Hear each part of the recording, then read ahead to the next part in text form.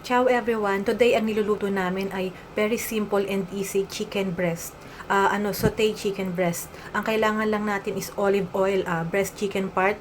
Kung may skin siya, remove lang natin yung skin, tapos i-cut lang natin siya ng small square.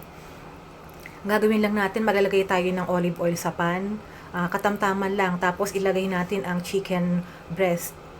Ang secret ingredient natin ay itong garlic salt, herbs and seasoning. Garlic powder siya na may salt na at meron siyang dried parsley. Mix siya. Ito ang secret ingredient. Ito ang magpapasarap sa breast chicken.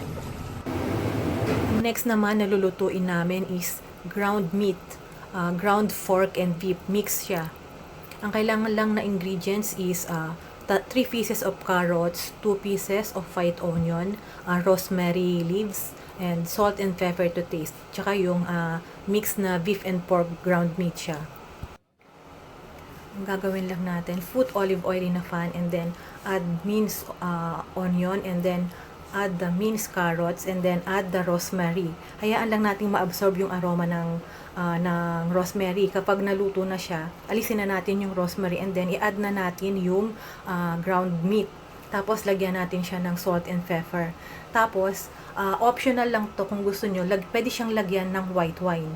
Ang level lang ng white wine, kung gaano lang kadami ang meat nyo, ganun lang din kadami yung white wine. And then hayaan natin siyang ma-absorb hanggang matuyo. Pag natuyo na yung white wine, lagyan natin siya ng tubig, ganitong level. Mas marami yung tubig. And then hayaan natin siyang mag-evaporate. Kapag na-absorb, natuyo na yung okay na siya.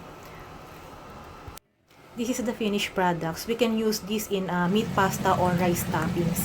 Ayan, kumuha lang ako ng konti sa lutong ground pork and then nilagyan ko siya ng tomato sauce and cheese powder. Gagawa ako ng rice toppings for dinner. Ito ang rice toppings ko.